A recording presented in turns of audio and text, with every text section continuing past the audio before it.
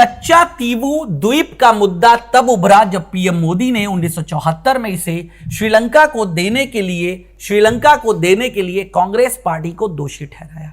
देखिए दोस्तों, चुनाव इस समय शुरू होने वाले हैं। 19 अप्रैल को पहले चरण का मतदान है और पहले चरण के मतदान में बहुत सारे राज्य आ रहे हैं और बहुत सारे राज्यों में यह मतदान होना है। कुल मतदान 7 चरणों में होगा, जो कि 19 अप्रैल से शुरू होकर के 1 जून तक चलेगा। तो अगले कुछ महीने चुनाव में गुजरने वाले हैं। पूरा अप्रैल, पूरा मई और स्टार्टिंग का जून। 4 जून को पता चल जाएगा सबकी मेहनत कि कौन कितनी सीटें ला रहा है, सब पता चल जाएगा। लेकिन अब बात यहां पर हम लोगों के एग्जामिनेशन पॉइंट ऑफ व्यू से आती है, तो क्योंकि तमिलनाडु में चुनाव होने वाला है 19 अप्रैल को, तमिलनाडु की सभी लोकसभा के लिए 19 अप्रैल को वोट डाले जाएंगे, तो एक मुद्दा फिर से गर्मा दिया है जिसे नरेंद्र मोदी जी ने हवा दी है। 1974 में इंदिरा गांधी जी के द्वारा श्रीलंका से एक समझौता किया गया था। उस समझौते के अंतर्गत ये जो कच्चा तीवू द्वीप है ना, ये कच्चा तीवू द्वीप प्रदान कर दिया गया था, श्रीलंका को दे दिया गया था एक समझौते के अंतर्गत।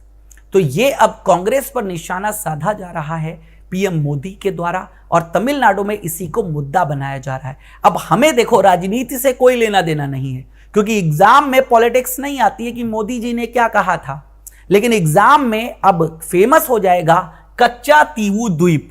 तो आपको इस द्वीप के बारे में और इस समझौते के बारे में जानना जरूरी है। तो यह है आज का हॉट टॉपिक और करते हैं इस पर डिस्कशन। ठीक है, चलिए। हाँ, बिल्कुल सही बात है, हनुमानगढ़ी का बेसन लड्डू भी बिल्कुल सही बात है। सुनिएगा, ये जो आप एरिया देख रहे हो, ये है कच्चा तीवू द्वीप। ये जो एरिया आप देख रहे हो, ये है श्रीलंका, ये है श्रीलंका और बेसिकली ये श्रीलंका का जाफना एरिया है, जाफना। ठीक है, जहां पर आप जानते हो, ठीक है, लिट्टे, तो जो liberation of tiger Tamil Eelam, ठीक है, लिट्टे यहां पर राज करता था। ठीक है, तो जाफना जो किंगडम थी उसी के अंतर्गत ये कच्चा तीवू द्वीप आता था।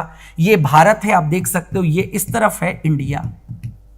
और इंडिया में यहां पर बात करें तो रामनाथपुरम, ठीक है, ये जो पूरा का पूरा एरिया है, धनुषकोडी, ठीक है, यहां पर ये कच्चा तीवू द्वीप लोकेटेड है। तो पहले इसकी स्थिति जान लीजिए, कहां पर लोकेटेड है, तो गेंद समुद्र के बीचों बीच है और निर्जन द्वीप है। निर्जन द्वीप का मतलब कोई व्यक्ति नहीं रहता है, लेकिन अंग्रेजों ने यहां पर एक चर्च का निर्माण कराया था। वो एक अकेली बिल्डिंग है। यहां पर कहानी समझते हैं, बढ़ते हैं आगे। और पूरा हिंदी में मैंने यहां पर लिखा हुआ है, तो किसी को घबराने की कोई आवश्यकता नहीं है। पूरी कहानी हिंदी में लिख दी आपके लिए, आराम से पढ़ लीजिएगा। मैं मुद्दे की बात करूंगा तो कच्चा तीवू द्वीप के बारे में ध्यान रखिएगा। ये भारत और श्रीलंका के बीच में बेसिकली जाफना में लोकेटेड है। देखिएगा, कच्चा तीवू द्वीप श्रीलंका में नेदुन थीवू और भारत में रामेश्वरम के बीच स्थित है।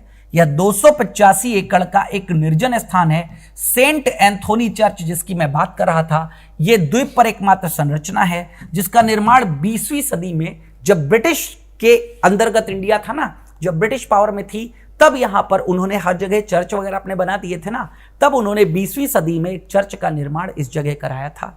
सबसे चौड़े बिंदु पर इसकी लंबाई 1.6 किलोमीटर से ज्यादा नहीं है। 1.6 किलोमीटर से ज्यादा इस द्वीप की चौड़ाई नहीं है। यह भारतीय तट से लगभग 33 किलोमीटर दूर है। भारत का जो तट है, जो कोस्ट है, कोस्ट से 33 किलोमीटर दूर है। रामेश्वरम के उत्तर पूर्व में स्थित है। जो रामेश्वरम है ना, ज्योतिर्लिंग आप जानते ही हैं, उससे उत्तर पूर्व में स्थित है। श्रीलंका के जाफना से यह लगभग 62 किलोमीटर दूर है। तो श्रीलंका के जाफना से 62 किलोमीटर दूर है। पारंपरिक रूप से दोनों पक्षों के मछुआरे इसका इस्तेमाल करते रहे हैं। कच्चा तीवू द्वीप तमिलनाडु के मछुआरों के लिए सांस्कृतिक रूप से अहम है। इसे श्रीलंका को सौंपने के खिलाफ तमिलनाडु में कई आंदोलन हुए हैं। जब श्रीलंका को 1974 में सौंप दिया गया था इस द्वीप को, तब तमिलनाडु में तब से लेकर के अभी तक डिमांड उठ रही है कि इस कच्चा तीवू द्वीप को वापस लाया जाए। तो अगेन द्वीप का इतिहास जान लीजिएगा। 14वीं शताब्दी के ज्वालामुखी विस्फोट के बाद यह द्वीप बना। तो 14वीं शताब्दी में एक ज्वालामुखी विस्फोट हुआ होगा, तब इस द्वीप का निर्माण हुआ। द्वीप का मतलब क्या होता है अगर नहीं जानते हो, तो समुद्र के बीच में एक ऐसा एरिया, ठीक है, जहां पर पानी नहीं है, थोड़ा सा उभर के आ गया हो, तो बस ये द्वीप है, आइलैंड है। चारों तरफ उसके क्या है, पानी है। इस पर श्रीलंका के जाफना साम्राज्य का नियंत्रण था। श्रीलंका का जो जाफना किंगडम है, जाफना साम्राज्य, उसी का नियंत्रण था। 17वीं शताब्दी में नियंत्रण रामनाद जमींदारी के हाथ में चला गया। 17वीं शताब्दी में जो रामनाथ जमींदारी थी उसके हाथ में चला गया इसका नियंत्रण, जो रामनाथपुरम से लगभग 55 किलोमीटर उत्तर पश्चिम में स्थित है। ब्रिटिश राज के दौरान यह मद्रास प्रेसिडेंसी का हिस्सा बन गया। जब ब्रिटिश इंडिया में राज कर रहे थे तो आपको पता है उन्होंने भारत में बहुत सारे प्रांत स्थापित किए थे, जैसे बंगाल है, ठीक है, बॉम्बे है, मद्रास है। तो ये जो द्वीप था ये मद्रास प्रेसिडेंसी का हिस्सा बन गया, ठीक है। लेकिन 1921 में भारत और श्रीलंका दोनों ने मछली पकड़ने की सीमा निर्धारित करने के लिए द्वीप पर दावा किया। यह विवाद 1974 तक नहीं सुलझा था। 1974 तक यह विवाद नहीं सुलझा था। 1921 से विवाद शुरू हुआ था। भारत और श्रीलंका दोनों ने, ठीक है, मछली पकड़ने के लिए सीमा निर्धारित करने के लिए द्वीप पर दावा किया था कि द्वीप तक की सीमा किसकी है, हमारी है। तो यह विवाद 1974 तक नहीं सुलझा था। अब 1974 में एक विवाद कैसे सुलझा, तो 1974 में देश की प्रधानमंत्री थी इंदिरा गांधी जी। इंदिरा गांधी ने भारत श्रीलंका के बीच समुद्री सीमा को हमेशा के लिए सुलझाने का प्रयास किया।